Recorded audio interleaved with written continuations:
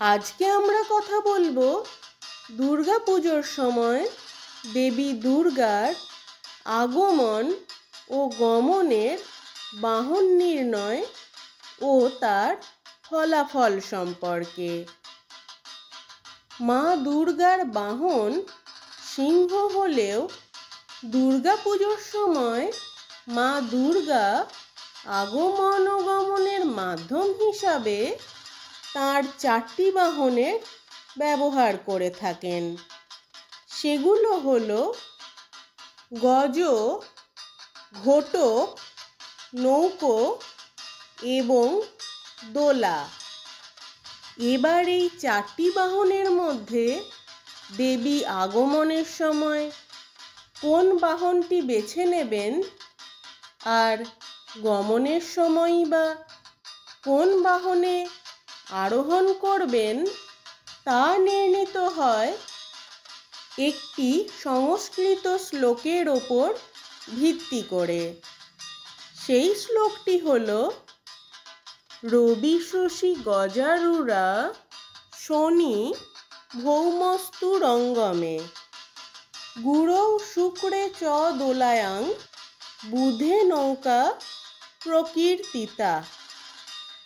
অর্থাৎ যদি দুর্গাপুজোর সপ্তমী তিথি রবি বা সোমবার পড়ে তাহলে দেবীর আগমনের বাহন হয় গজ অর্থাৎ হাতি, এবং যদি দশমী তিথি রবিবার বা সোমবার পড়ে তাহলে দেবীর গমনের বাহন হয় গজ বা গজ। আবার যদি সপ্তমী তিথি শনিবার বা মঙ্গলবার হয় তবে দেবীর আগমনের বাহন হয় ঘোটক বা ঘোড়া। ঠিক সেরকমই আবার যদি দশমী তিথি শনিবার বা মঙ্গলবার হয় তাহলে দেবীর গমনের বাহন হয় ঘোটক।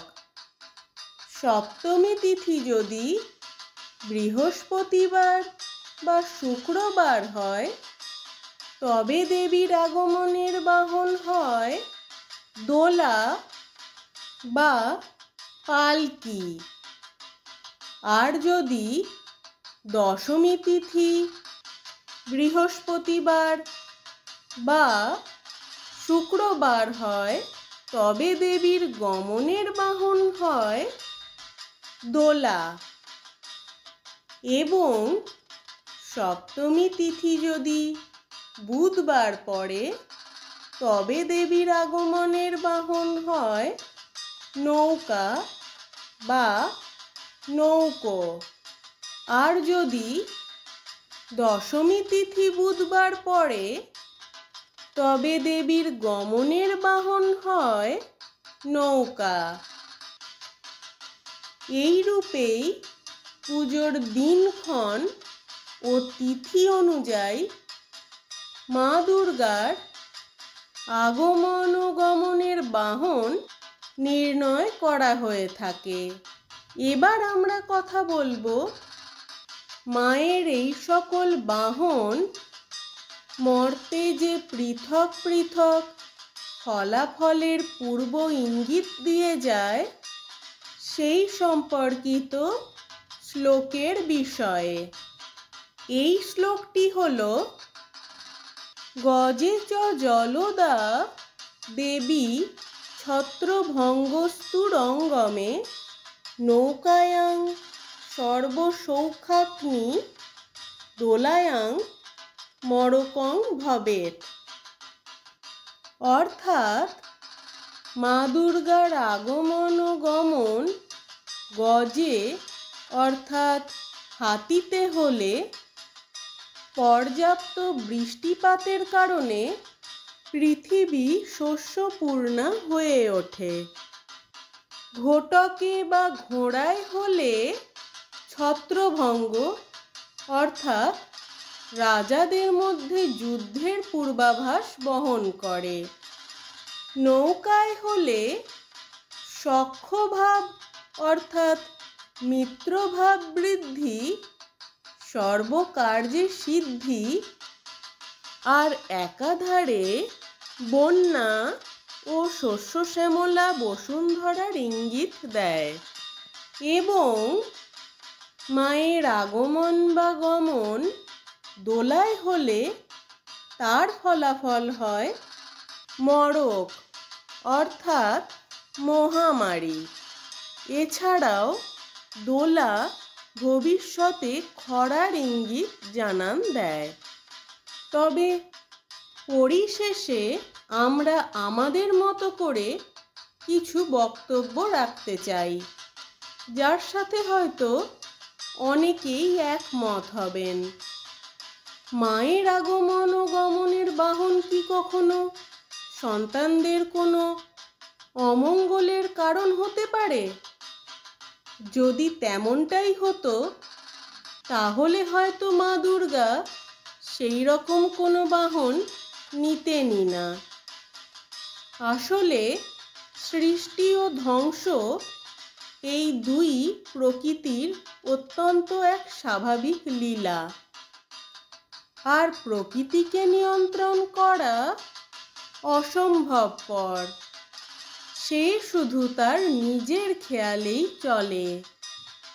তাই হয়তো মাতৃশক্তি প্রকৃতির ভবিষ্যৎ অবস্থান বা গতিবিধি সম্পর্কে মর্ত্যবাসীকে জানান দিতে বা সতর্ক করতেই এক এক প্রকার বাহনের ব্যবহার করে থাকেন।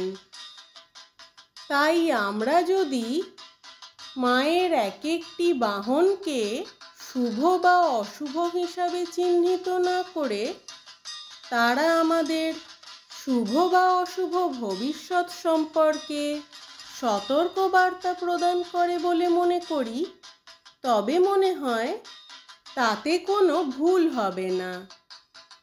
এই সকল বাহনের দেওয়া ভবিষ্যৎ বার্তা থেকে আমরা যদি নিজেদের সতর্ক ও সচেতন রাখতে পারি বা ভবিষ্যতের জন্য ঠিক মতন উপায় বার করতে পারি, যাতে আমরা ভবিষ্যৎ পরিস্থিতির মোকাবিলা করতে পারবো, তবে হয়তো এই সকল বাহনকেই মঙ্গলময় বলে মনে হবে।